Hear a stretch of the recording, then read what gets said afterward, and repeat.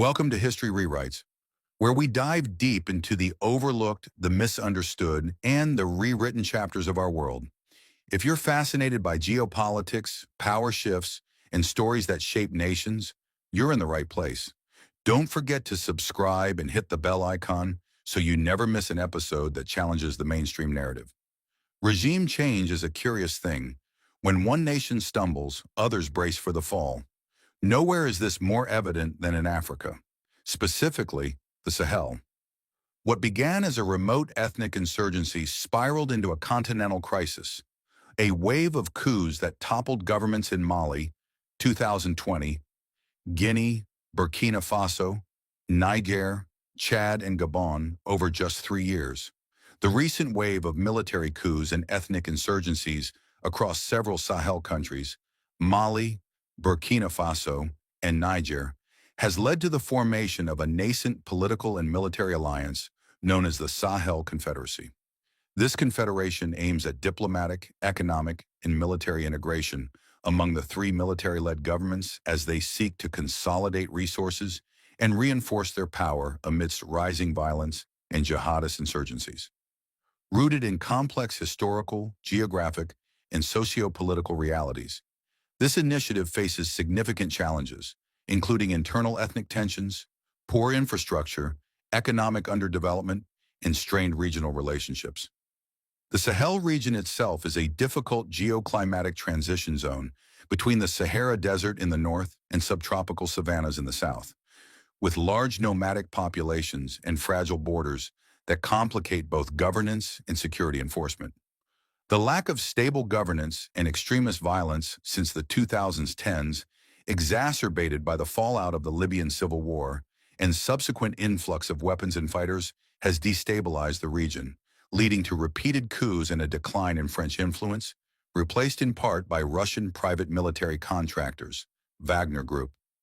Economically, the Sahel Confederacy faces daunting obstacles. All three member countries are landlocked, reliant on difficult overland routes and river systems that are not commercially navigable, and heavily dependent on raw material exports. They are also suspended members of ECOWAS, Economic Community of West African States, the regional economic bloc promoting integration through a common market, currency, the ECO, and freer trade. The proposed confederation could lead to an exit from ECOWAS structures, risking economic isolation and loss of access to vital markets and infrastructure, notably centered in Ivory Coast. Militarily, while the Confederation has established a mutual defense pact, tangible integration efforts remain minimal, and the ongoing insurgency absorbs substantial military resources. The reliance on Wagner mercenaries for security assistance is controversial and uncertain in its effectiveness, given previous failures elsewhere. Politically, the history of unstable military regimes and coup cycles, coupled with the delicate balance between military rulers and civilian governments, casts doubt on the long-term stability and political commitment to a durable confederation. The fragility of regional and continental institutions like ECOWAS and the African Union is underscored as more countries shy away from supranational integration amid persistent coups and violent unrest. Even if the Sahel Confederacy ultimately fails, its existence and activities will leave a lasting negative legacy by weakening regional cohesion and complicating efforts at peace and development in West Africa. Highlights: a new Sahel Confederacy is emerging between Mali, Burkina Faso, and Niger, focused on military, economic, and diplomatic integration. Despite a mutual defense pact, practical military integration remains lacking, while jihadist violence continues to escalate. Economic challenges loom large due to landlocked geography, poor infrastructure, and potential withdrawal from ECOWAS. The shift from French to Russian, Wagner Group, military support marks a significant geopolitical realignment. The Sahel region's harsh geography and nomadic populations complicate border enforcement and governance. ECOWAS sanctions and interventions have so far failed to curb the spread of military coups and insecurity.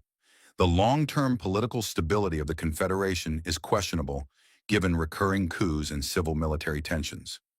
Key insights: interlinked conflicts and regional spillover. The insurgencies and military coups in Mali, Burkina Faso, and Niger are deeply interconnected, originating from ethnic and jihadist conflicts exacerbated by the fallout of the Libyan civil war. This spillover effect illustrates how localized ethnic insurgencies can quickly escalate into broader regional crises requiring collective responses, yet also risk amplifying instability across national boundaries. Military cooperation amid competing priorities. While the Mutual Defense Pact between the Sahel nations is a significant symbolic step, the lack of joint exercises, integrated command structures, and interoperability signals that the Confederacy is still in its infancy militarily. This reflects the practical difficulties of unifying fragmented and under-resourced armed forces during ongoing conflicts and highlights how military integration often lags behind political declarations. Economic isolation risks from ECOWAS. Exit. The prospect of Mali, Burkina Faso, and Niger exiting ECOWAS due to political disagreements threatens to isolate them economically from one of Africa's most important regional blocs. Given their reliance on the Ivory Coast for access to ports, financial markets, and regional trade, this could severely restrict their access to global markets, capital investment, and supply chains, worsening poverty and instability. Shift in external military influence. The withdrawal of French forces and replacement by Russian Wagner mercenaries represents a profound geopolitical shift in West Africa. However, Wagner's past failures in Mozambique and unproven capacity in the Sahel expose this partnership to high operational and reputational risks, suggesting that military dependence on private contractors may not resolve but rather deepen insecurity. Challenges of governance in a fragile Sahel region. The region's geography, with vast deserts, nomadic populations, and porous borders, makes centralized governance and effective border security extremely challenging. Traditional nomadic lifestyles do not align well with strict national boundaries, and attempts to enforce such could alienate local communities and exacerbate tensions, while lax border management facilitates jihadist movements. Failures of regional integration mechanisms. The limited intra-ECOWAS trade, weak enforcement of sanctions, and inability to prevent successive coups point to the structural limitations of West African regional organizations.